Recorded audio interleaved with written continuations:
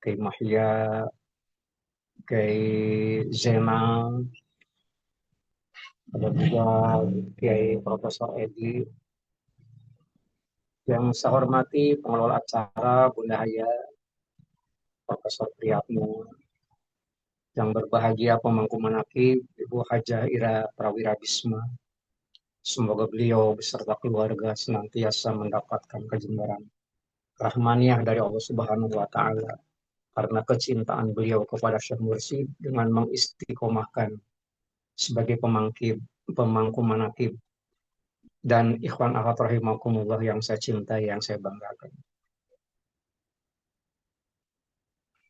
Di dalam kitab Fadhilus Syuhur itu sudah sering dibicarakan karena kita sudah masuk ke minggu selesai pada minggu pertama bulan Sya'ban ini. Bercerita tentang syukur, bercerita tentang syakur. Yang tidak kalah pentingnya adalah ada huruf ain setelah huruf shin. Huruf ain ini kan dimaknai sebagai al-ahdu, perjanjian. Jauh sebelum kita dilahirkan ke muka bumi ini, sebenarnya mungkin bukan puluhan, bisa jadi ratusan tahun sebelum kita dilahirkan, itu sudah ada semacam apa namanya dialog primordial antara Allah Subhanahu wa taala dengan semua arwah, semua ruh yang akan lahir. Allah Subhanahu wa taala kan bertanya, "Alastu birabbikum?" Bukankah aku ini adalah Tuhanmu? Qalu serempak. Arwah-arwah itu sendiri kemudian menjawab, "Bala syahidna." Ya, aku bersaksi. Kau adalah Tuhan. Kalimat ini menyeratkan arti bahwa manusia yang dilahirkan ke dunia adalah dalam keadaan fitrah, dalam keadaan suci, tidak membawa dosa apa-apa. Siapapun yang melahirkan dari bumi manapun, itu semuanya dalam keadaan fitrah. Karena apa? Karena pada waktu di alam arwah, semua ruh itu sendiri mengatakan begitu. Fa'ina abawahu yuhawidani, au yunasironi, au yumajisani. Nanti akan bergantung kepada milieu, kepada lingkungan. Apakah yang bersangkutan akan menjadi Yahudi, Nasrani, Majusi. Itu milieu yang banyak menentukan. Makanya agar kepitrahan manusia lahir ke dunia itu sendiri menjadi baik, dibutuhkan semacam aplikasi, aplikasi amal. Aplikasi amal itu sendiri secara tidak disadari kita ini sudah memilikinya. Nah, sudah memilikinya itu sendiri adalah karena di dalam konteks Torikoh Qadiriyah Naqsyabandiyah Makan Suryalaya Cina Rasa PPKN itu semuanya udah lengkap. Nggak ada kekurangan apapun gitu ya. Hanya saja barangkali terkadang dilihat dari sudut pandang yang berbeda karena mungkin pengalaman pribadi masing-masing itu bisa saja ada semacam eh, apa namanya karena sudut pandang yang berbeda outputnya pun pasti akan berbeda. Saya ambil contoh kira-kira begini. Dalam satu keluarga, dalam satu keluarga seseorang itu usahanya bangkrut. Bangkrut kan menyalahi sunnah Rasul. Apa mengatakan itu bid'ah dolalah begitu. Sunnah Rasul yang namanya dagang itu harus untung. Gitu. Kalau kalau orang dagang kemudian rugi ya bid'ah kata Allah gitu. Sudah rugi bangkrut ya dolalah ya begitu. Hanya saja mengapa bisa begitu? Mengapa seseorang itu usahanya bisa nurun, bisa bangkrut? Begitu diteliti, didatangi oleh ibunya. Mengapa nak kamu usaha kok begitu memprihatinkan? Ternyata yang bersangkutan itu menjawab, memberikan penjelasan. Enggak, aku kan melaksanakan wasiat daripada ayah. Ayah memang wasiat apa? Ayah itu hanya mewasiatkan dua hal. Yang pertama, jangan suka menagih hutang. Itu yang pertama. Yang kedua, jangan sekali-kali dirimu itu tersengat langsung matahari. Begitu. Dua wasiat ini kemudian diterjemahkan oleh anaknya yang bangkrut itu. Terus kamu melakukan apa? Karena ini merupakan wasiat, ya aku lakukan. Aku kan hanya di apa namanya diwarisi hanya satu sepeda motor saja. Jadi orang yang pernah meminjam kepada saya dan sebagainya, kata ayah jangan jangan apa jangan menagih utang. Jangan. Makanya tidak aku tidak melakukannya. Karena tidak melakukannya, otomatis orang cuek-cuek aja, diam-diam aja gitu. Dan akhirnya modal itu terkuras habis. Yang kedua, karena memang wasiat yang kedua adalah badan kamu itu tidak boleh tersengat langsung matahari. Makanya aku diam aja di rumah. Ini kan sang anak ini kan hanya mengamalkan wasiat, mengikuti wasiat, melaksanakan wasiat daripada orang tua. Oh begitu, kata ibunya. Kemudian ibunya mendatangi anaknya lagi, adanya yang bersangkutan. Itu sukses orangnya. Kemudian ditanya, kamu bisa sukses begitu bagaimana? Jawabannya juga sama gitu. Enggak hanya melaksanakan wasiat dari ayah aja gitu. Memang ayah wasiat apa? Wasiat ayah kan hanya dua. Yang pertama, jangan menagih hutang.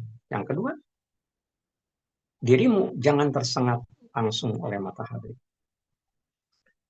Lantas bagaimana kamu bisa sukses semacam begini? Ya laksanakan saja katanya. Bagaimana cara melaksanakannya? Ternyata jangan suka menagih hutang itu sendiri. Kalau ada orang mau pinjam hutang, nggak usah dikasih. Gitu. Kasih aja, niatkan sedekah, itu akan berkembang. Gitu. Ini kan uh, sudut pandang yang berbeda ya, sudut pandang yang berbeda. Sudut yang pandang yang berbeda yang kedua ini artinya bukan berarti tidak ada orang datang untuk keperluan meminjam dan sebagainya, tetapi menggunakan rumus yang berbeda. Dengan menggunakan rumus yang berbeda, karena apa? Karena salah satu jalan ataupun jembatan yang harus kita lalui, bagaimana caranya bisa mendatangkan anugerah rezeki yang banyak itu sendiri, adalah dengan cara bersedekah. Mana kosomalu min sodako bal yuzda. Bal yuzda, dua kali. Nggak ada harta kekayaan itu bisa berkurang apabila disedekahkan, tetapi ditambah dan ditambah. Daripada meminjamkan kepada orang, sedekahkan aja niat untuk bersedekah. Terus yang kedua gimana? Ayah kan wasiatnya apa namanya? Jangan tersengat cahaya matahari langsung. Itu kan kita punya diwarisi hanya apa namanya sepeda motor yang sehari-hari dipakai untuk beraktivitas itu ya. Bagaimana caranya supaya tidak kena sengat matahari? Ya berangkat dari rumahnya itu sendiri sebelum terbit matahari. Kemudian kembali lagi ke rumah itu setelah terbenam matahari. Kita nggak akan kena sengatan matahari. Nah ini kan dilihat dari dua sudut pandang yang berbeda, outputnya juga bisa berbeda. Nah, kita di dalam bertoriko melaksanakan amalia, apapun bentuknya ya, kan bergantung ringnya, bergantung ringnya. Setan kan menggoda manusia itu sendiri kan mempunyai alat, mempunyai senjata. Bagaimana caranya menghancurkan, menggelincirkan, membinasakan manusia. Senjatanya kan ada dua setan itu. Yang pertama adalah syubhat. Yang namanya syubhat itu memunculkan keraguan-raguan. Mungkin tidak percaya itu lebih gampang menangani daripada keraguan-raguan. Gitu ya. Kemudian biasanya dalam konteks ilmu fikih yang namanya syubhat itu terkait dengan masalah hukum halal haram. Biasanya begitu ya. Padahal aturan mainnya kan sudah ada, sudah jelas. Al halal ma ahallallahu fi kitabih. Wal haram ma haramallahu fi kitabih. Yang halal sudah jelas halalnya. Seperti di dalam Al-Quran dan Sunnah Rasul. Sementara yang haram juga sudah jelas berdasarkan Al-Quran dan Sunnah Rasul. Wa masa kata anhu, apabila Al-Quran dan Sunnah Rasul tidak ngomongin masalah itu, bahwa memang apa anhum, itu tidak apa-apa. Gitu. Contoh begini, tentang maksud saya bagaimana caranya kita mengatasi apa namanya serangan setan. Setan kan datang kan nggak tanggung-tanggung ya. Nggak tanggung-tanggung dari depan, dari belakang, dari kanan, dan dari kiri. Nah, sementara arah yang dituju adalah hati kita. Nah, jadi ternyata mengapa bisa apa namanya bisa demikian? Kita lihat karena kadang-kadang kita salah menerapkan begini. Kalau di daerah kita kan menjelang maghrib di sepanjang jalur jalan itu kan banyak berdiri tenda ya, tenda pecel lele. Tanya aja kepada diri kita, lele itu boleh apa enggak untuk dimakan apabila kita makan. Gitu. Cari aja Al-Quran, dalam Al-Quran ada enggak bab lele? Cari enggak, cari aja dalam sunnah ada enggak lele? Kalau Al-Quran tidak mengatakan, tidak ngomongin, tidak membahas. Hadis Nabi juga begitu. Paham memang apaanku nggak apa-apa silahkan. Gitu. Tapi dalam kitab I'anatul Talibin yang terkenal kitab fikih gitu ya, itu ternyata ada satu bab itu diberi judul Jalalah. Jalalah adalah binatang pemakan najis. Binatang pemakan najis itu halal dagingnya kalau dikonsumsi dengan catatan wajib dikarantina dulu. Begitu. Satu di antara contohnya adalah lele. Gitu ya. Lele kan eh, binatang pemakan najis. Kita tahu semua. Nah, tetapi apabila kita mau mengkonsumsi lele, itu aturan mainnya harus dikarantina dulu. Jadi kalau besok malam kita berencana untuk makan malam dengan menu pecel lele, yang paling bagus adalah besok pagi itu beli lele yang masih hidup. Dikarantina kan, di baskom, di ember, pakai air yang bersih. Apabila ternyata kotorannya sudah pada keluar menurut nalar kita, gampang tinggal diolah aja. Digoreng, dipepes itu urusan selera. Nah, semacam begitu, gitu ya. Nah, ini adalah tentang itu.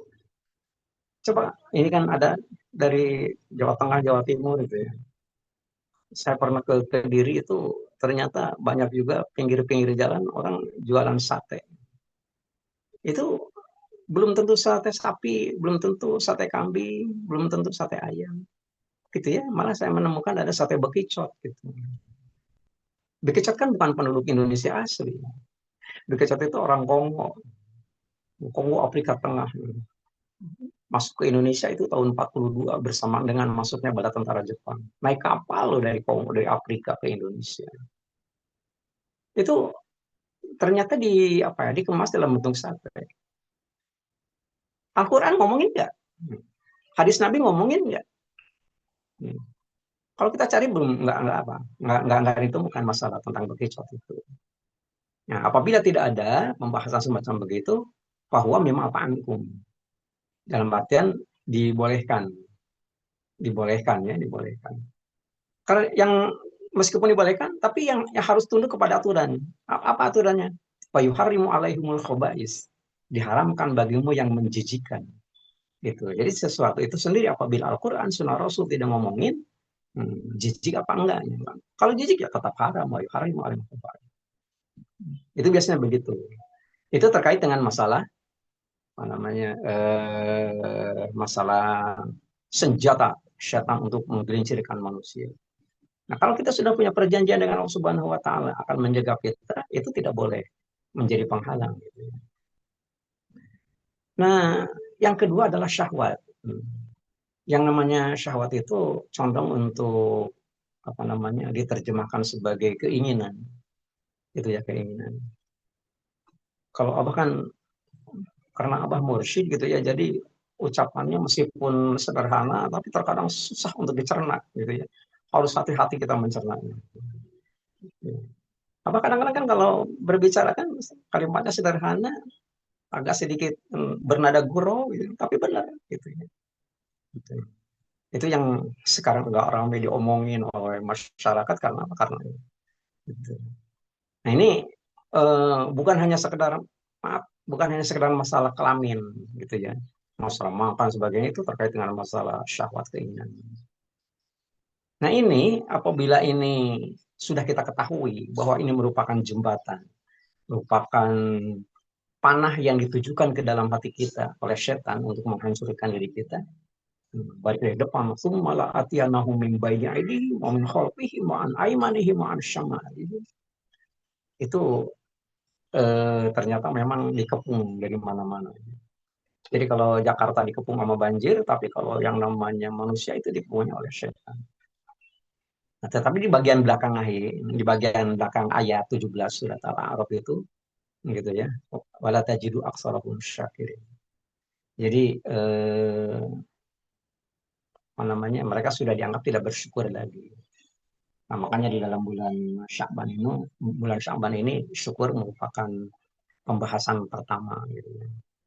Hanya saja kan di dalam apa namanya di dalam kitab Al-Fiqratul Jadidah, huruf Shin pada kata Sya'ban itu diambil dari salah satu asma Allah Subhanahu wa taala Asy-Syakur.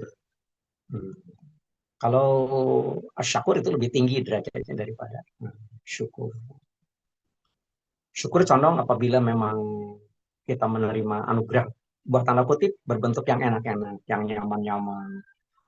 Itu eh, itu namanya syukur. Tapi kalau ternyata memang orang diuji, dikasih musibah, ujian, bencana, masih tetap tidak mau, masih tetap bersyukur. Nah, itu bukan syukur, tapi syakur. Lebih tinggi. Begitu. Ini ternyata gitu ya. Semua yang saya omongin ini disampaikan oleh pengarang sahabat itu sumbernya Al-Quran. Gitu ya. Di dunia kan ada orang paling panjang umurnya ya disebut. Nabi Nuh alaihi salam. Surat Al-Ankabut ayat yang ke-14. Walaqad arsalna Nuhan ila qaumi falabitha fihim alfasanatin illa khamsina aman. Jadi Nabi Nuh itu umurnya 950 tahun.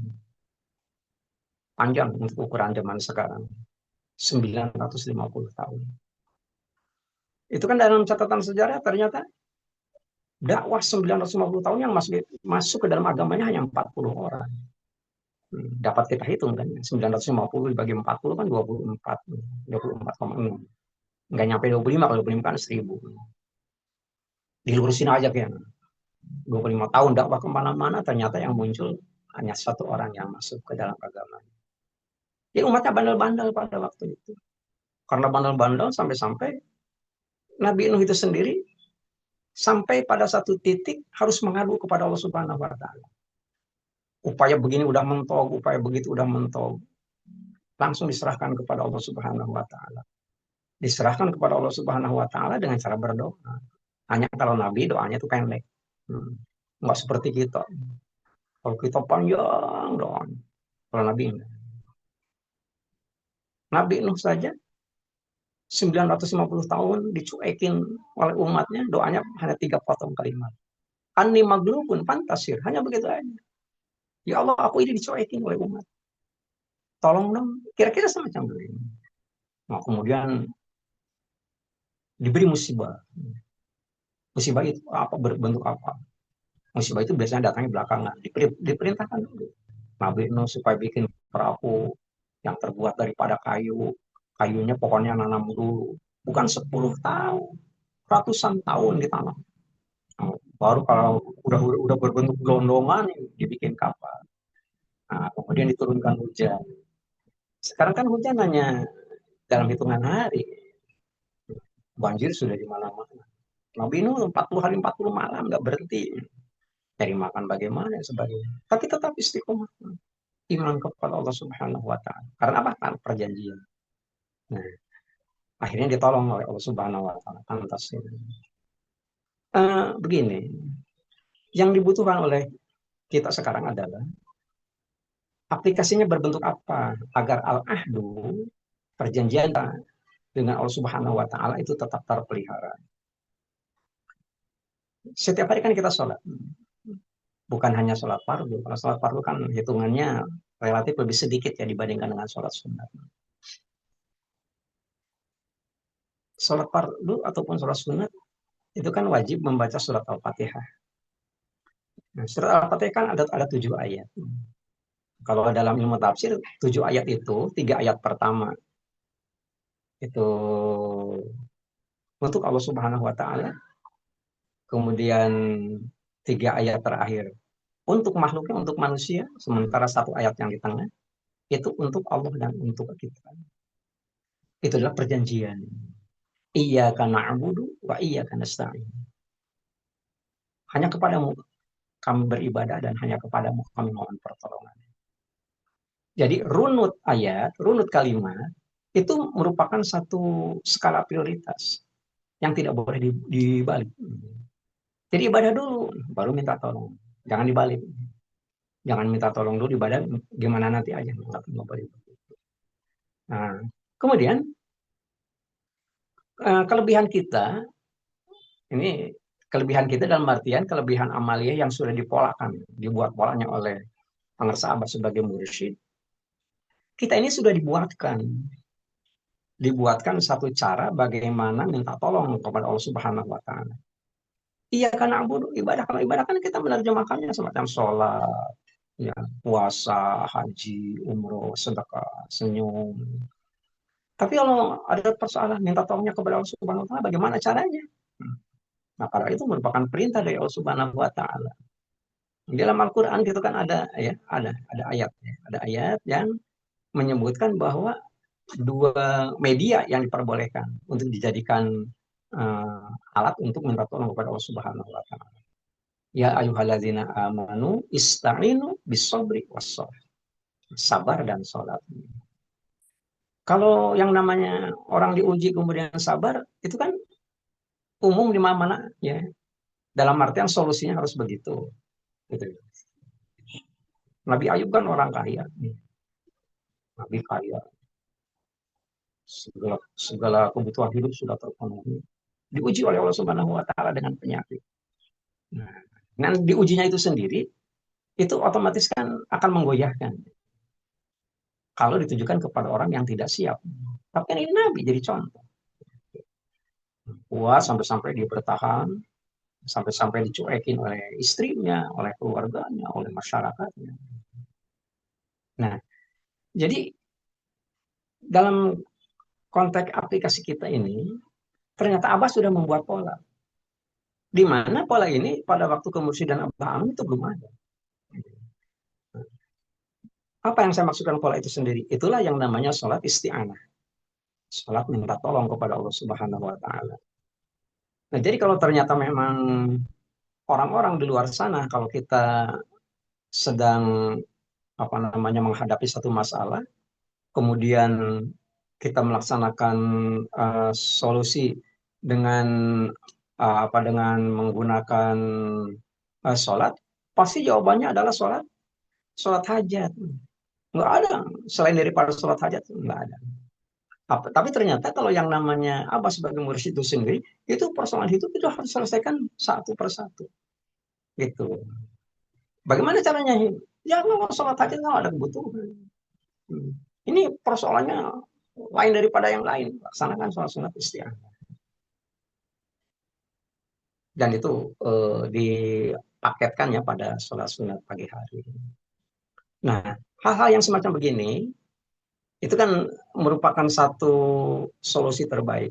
Bagaimana caranya kita menjawab, mewujudkan janji kita kepada Allah Subhanahu wa Ta'ala, iyyaka na'budu wa iyyaka nasta'in. Ibadah hanya kepada Allah dan minta tolong pun hanya kepada Allah Subhanahu wa Ta'ala. Nah, tidak sedikit masalahnya gitu ya. Mengapa sampai aturan ini dibikin oleh Abbas sebagai mursyid? Bisa jadi orang ibadah tetap kepada Allah Subhanahu wa Ta'ala, tapi minta tolong bisa saja kepada makhluk. Minta tolong kepada makhluk kan bisa saja datang kepada kepada dukun semacam begitu. Itu kalau dukun kan sudah terlarang sama sekali ya. Man ata arrafan au kahinan barang siapa yang datang kepada dukun ataupun paranormal, lam tuqbal sholatuhu arba'ina yauman.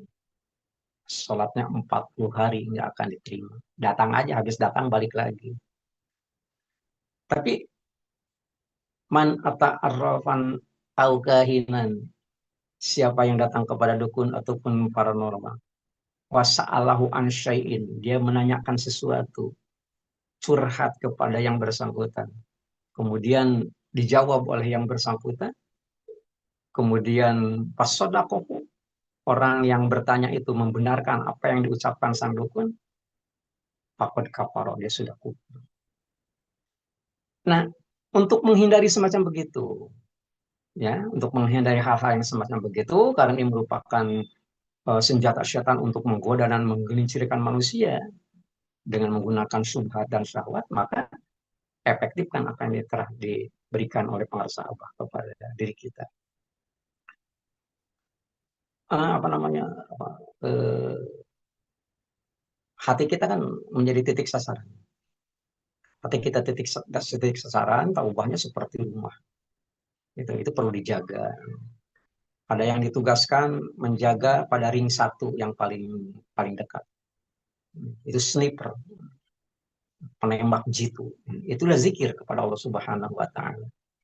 Nah, sebab setan itu sendiri sakitnya apabila dilemparnya pakai zikir.